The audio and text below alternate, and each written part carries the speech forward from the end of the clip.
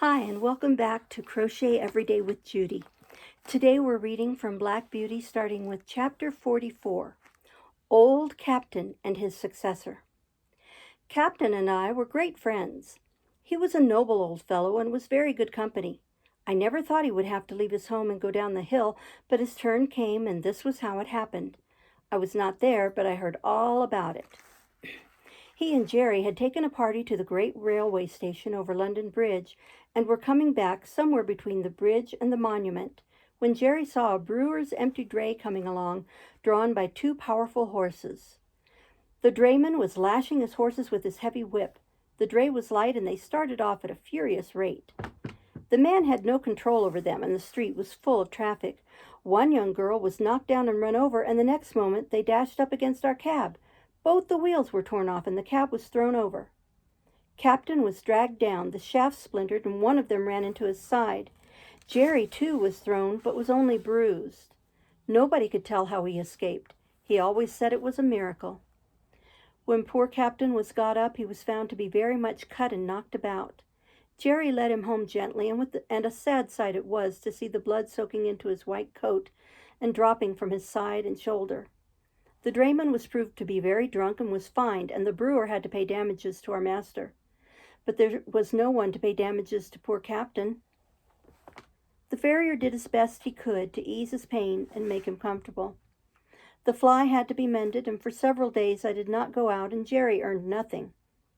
The first time we went to the stand after the accident, the governor came up to hear how Captain was. "He'll never get over it," said Jerry, "at least not for my work." So the farrier said this morning. "He says he may do for carting and that sort of work.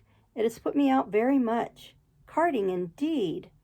I've seen what horses come to at that work round London. I only wish that all the drunkards could be put in a lunatic asylum instead of allowed to run foul of sober people. If they would break their own bones and smash their own carts and lame their own horses, that would be their own affair, and we might let them alone. But it seems to me that the innocent always suffer. Then they talk about compensation. You can't make compensation. There's all the trouble and vexation and loss of time, besides losing a good horse that's like an old friend. It's nonsense talking of compensation. If there's one devil that I should like to see in the bottomless pit more than another, it's the drink devil." "I say, Jerry," said the governor, "you are treading pretty hard on my toes, you know.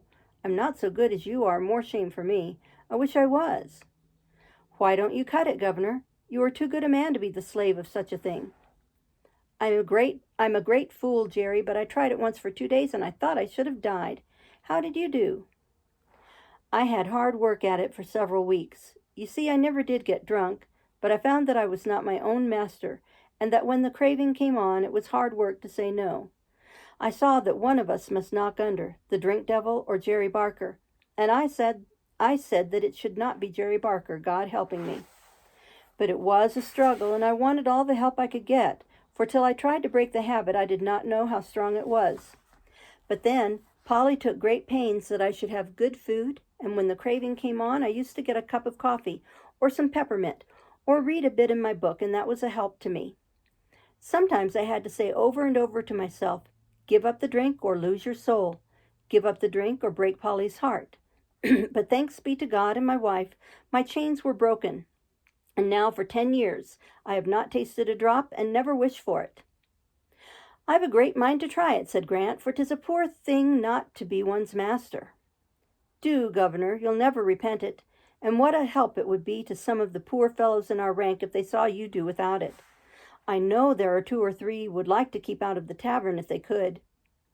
At first Captain seemed to do well, but he was a very old horse, and it was only his wonderful constitution and Jerry's care that had kept him at the cab work so long. Now he broke down very much. The farrier said he might mend up enough to sell for a few pounds, but Jerry said no. A few pounds got by selling a good old servant into hard work and misery would canker all the rest of his money. He thought the kindest thing he could do for the fine old fellow would be to put a sure bullet through his head, and then he would never suffer more, for he did not know where to find a kind master for the rest of his days. The day after this was decided, Harry took me to the forge for some new shoes. When I returned, Captain was gone. The family and I all felt it very much. Jerry had now to look out for another horse, and he soon heard of one through an acquaintance who was undergroom in a nobleman's stables. He was a valuable young horse, but he had run away, smashed into another carriage, flung his lordship out, and so cut and blemished himself that he was no longer fit for a gentleman's stables, and the coachman had orders to look around and sell him as well as he could. "I could do with high spirits," said Jerry, "if a horse is not vicious or hard-mouthed." "There is not a bit of vice in him," said the man. "His mouth is very tender, and I think that was the cause of the accident. He had just been clipped, and the weather was bad, and he had not had exercise enough, and when he did go out, he was as full of spring as a balloon. Our governor, the coachman I mean, had him harnessed in as tight and strong as he could, with the martingale and the check rein, a sharp curb, and the reins put in at the bottom bar. It is my belief that it made the horse mad, being tender in the mouth and so full of spirit." "Likely enough. I'll come and see him," said Jerry. The next day Hotspur, for that was his name, came home. He was a fine brown horse without a white hair in him, as tall as Captain, with a very handsome head, and only 5 years old. I gave him a friendly greeting by way of good fellowship, but did not ask him any questions. The first night he was very restless. Instead of lying down, he kept jerking his halter rope up and down through the ring, and knocking the block about against the manger till I could not sleep. The next day, after 5 or 6 hours in the cab, he came in quiet and sensible. Jerry patted and talked to him a good deal, and very soon they understood each other. Jerry said that with an easy bit and plenty of work he would be as gentle as a lamb, and that it was an ill wind that blew nobody good, for if his lordship had lost a 100-guinea favourite, the cabman had gained a good horse with all his strength in him. Hotspur thought it a great come-down to be a cab horse, and was disgusted at standing in the rank, but he confessed to me at the end of the week that an easy mouth and a free head made up for a great deal, and after all, the work was not so degrading as having one's head and tail fastened to each other at the saddle. In fact, he settled in well, and Jerry liked him very much. Chapter 45. Jerry's New Year. Christmas and the New Year are very merry times for some people, but for cabmen and cabmen's horses it is no holiday, though it may be a harvest. There are so many parties, balls, and places of amusement open that the work is hard and often late.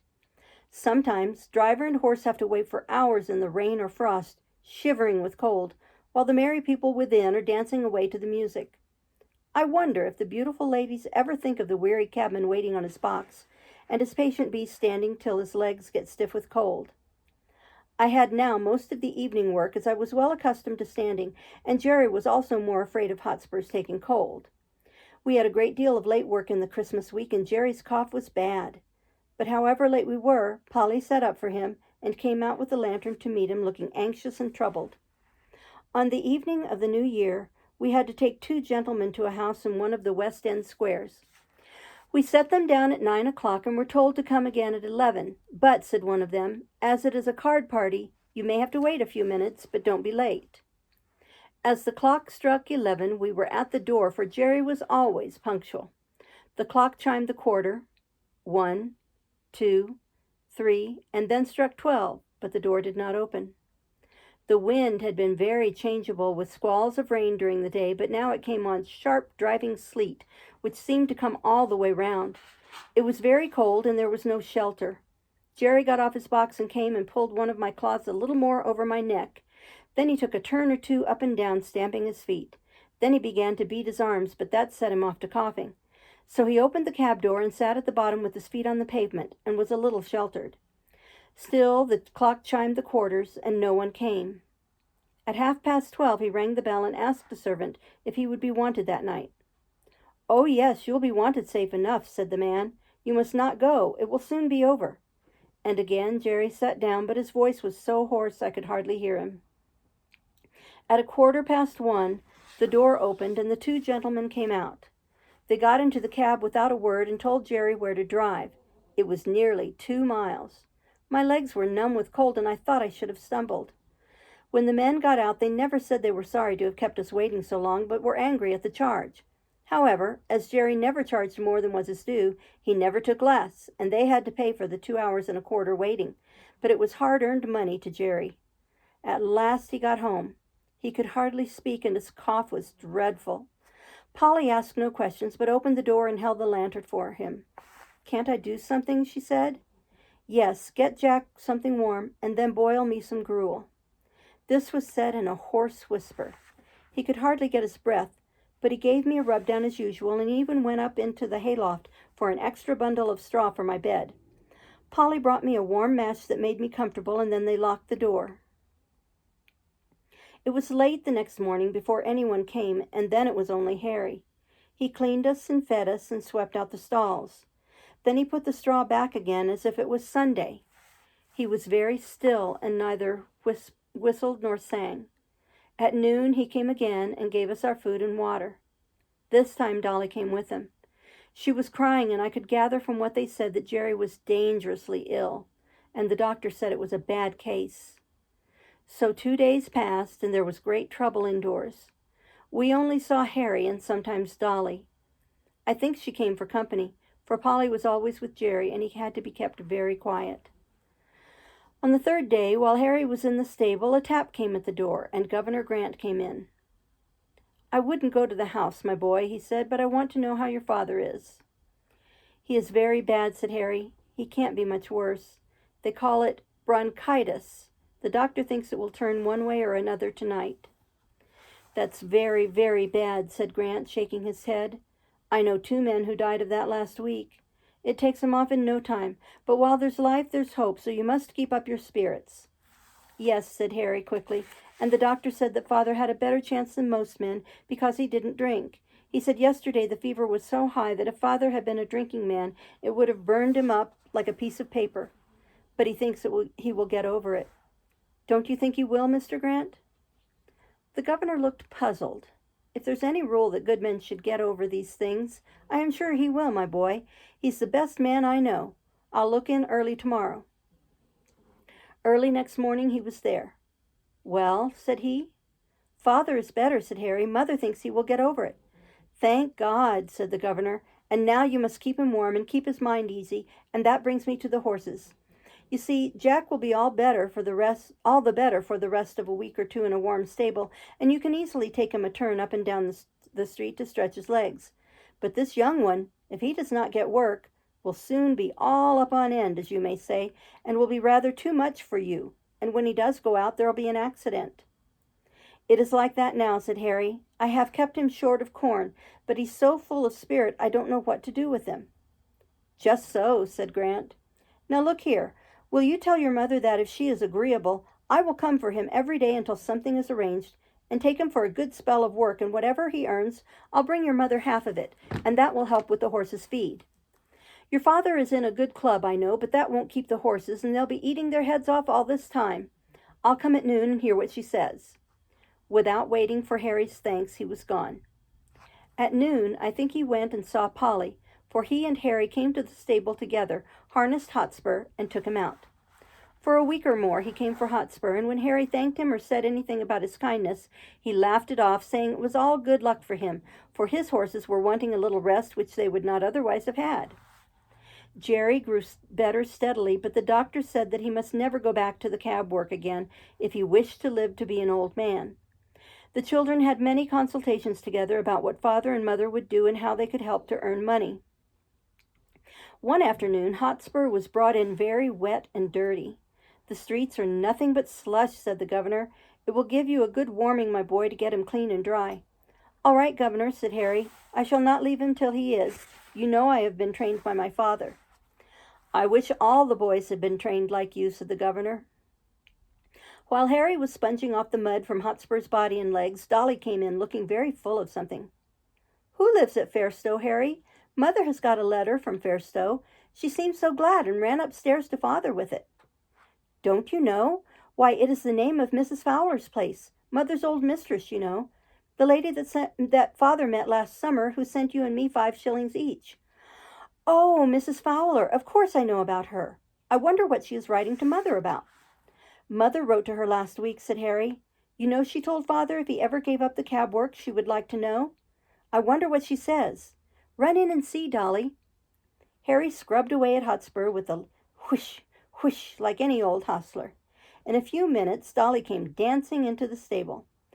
"Oh, Harry, there never was anything so beautiful. Mrs. Fowler says we are all to go and live near her. There is a cottage now empty that will just suit us, with a garden and a hen house and apple trees and everything. And her coachman is going away in the spring, and then she will want father in his place. And there are good families round where you can get a place in the garden or the stable or as a page boy. There's a good school for me too, and mother is laughing and crying by turns, and father does look so happy. That's uncommon jolly, said Harry, and just the right thing, I should say. It will suit father and mother both. But I don't intend to be a page boy with tight clothes and rows of tight buttons.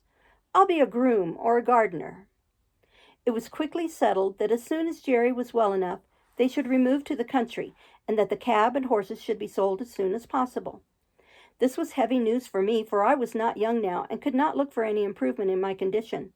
Since I left Birtwick, I had never been so happy as with my master Jerry. But 3 years of cab work, even under the best conditions, will tell on one's strength, and I felt that I was not the horse that I had been. Grant said at once that he would take Hotspur, and there were men on the stand who would have bought me, but Jerry said I should not go back to cab work again with just anybody, so the governor promised to find a place for me where I should be comfortable. The day came for going away. Jerry had not been allowed to go out yet, and I never saw him after that New Year's Eve. Polly and the children came to bid me good-bye. Poor old Jack, dear old Jack, I wish we could take you with us, she said, and then laying her hand on my mane, she put her face close to my neck and kissed me. Dolly was crying and kissed me too. Harry stroked me a good deal, but said nothing, only he seemed very sad, and so I was led away to my new place. Part 4, Chapter 46, Jakes and the Lady. I was sold to a corn dealer and baker, whom Jerry knew, and with him he thought I should have good food and fair work. In the first he was quite right, and if my master had always been on the premises, I do not think I should have been overloaded. But there was a foreman who was always hurrying and driving everyone. Frequently, when I had quite a full load, he would order something else to be taken on. My carter, whose name was Jakes, often said it was more than I ought to take, but the other always overruled him. 'Twas no use going twice when once would do, and he chose to get business forward. Jakes, like the other carters, always had the check rein up, which prevented me from drawing easily, and by the time I had been there 3 or 4 months, I found the work telling very much on my strength. One day I was loaded more than usual, and part of the road was a steep uphill. I used all my strength, but I could not get on and was obliged continually to stop. This did not please my driver, and he laid his whip on badly. "Get on, you lazy fellow," he said, "or I'll make you." Again I started the heavy load and struggled on a few yards. Again the whip came down, and again I struggled forward. The pain of that great cart whip was sharp, but my mind was hurt quite as much as my poor sides. To be punished and abused when I was doing my very best was so hard it took the heart out of me. A third time he was flogging me cruelly, when a lady stepped quickly up to him and said in a sweet, earnest voice, "Oh, pray do not whip your good horse any more. I am sure he is doing all he can. The road is very steep. I am sure he is doing his best." "If doing his best won't get this load up, he must do something more than his best. That's all I know, ma'am," said Jakes. "But is it not a heavy load?" she said. Yes, too heavy," he said, "but that's not my fault. The foreman came just as we were starting, and would have 300 weight more put on to save him trouble, and I must get on with it as well as I can." He was raising the whip again when the lady said, "Pray stop. I think I can help you if you will let me." The man laughed. "You see," she said, "you do not give him a fair chance. He cannot use all his power with his head held back as it is with that check rein. If you would take it off, I am sure he would do better. Do try it," she said persuasively. "I should be very glad if you would." "Well, well," said Jakes with a short laugh. "Anything to please a lady, of course. How far would you wish it down, ma'am?" "Quite down. Give him his head altogether." The rein was taken off, and in a moment I put my head down to my very knees. What a comfort it was! Then I tossed it up and down several times to get the aching stiffness out of my neck. "Poor fellow, that is what you wanted," said she, patting and stroking me with her gentle hand. "And now if you will speak kindly to him and lead him on, I believe he will be able to do better." Jakes took the rein. "Come on, Blackie." I put down my head and threw my whole weight against the collar. I spared no strength. The load moved on, and I pulled it steadily up the hill and then stopped to take breath. The lady had walked along the footpath and now came across into the road. She stroked and patted my neck as I had not been patted for many a long day. You see, he was quite willing when you gave him the chance. I am sure he is a fine-tempered creature, and I dare say has known better days. You won't put that rein on again, will you? For he was just going to hitch it up on the old plan. Well, ma'am, I can't deny that having his head has helped him up the hill, and I'll remember it another time, and thank you, ma'am. But if he went without a check-rein, I should be the laughing-stock of all the carters. It is the fashion, you see. Is it not better, she said, to lead a good fashion than to follow a bad one? A great many gentlemen do not use check-reins now. Our carriage horses have not worn them for 15 years, and work with much less fatigue than those who have them. Besides, she added in a very serious voice, we have no right to distress any of God's creatures without a very good reason. We call them dumb animals, and so they are, for they cannot tell us how they feel, but they do not suffer less because they have no words. But I must not detain you now. I thank you for trying my plan with your good horse, and I am sure you will find it far better than the whip. Good day. And with another soft pat on my neck, she stepped lightly across the path, and I saw her no more.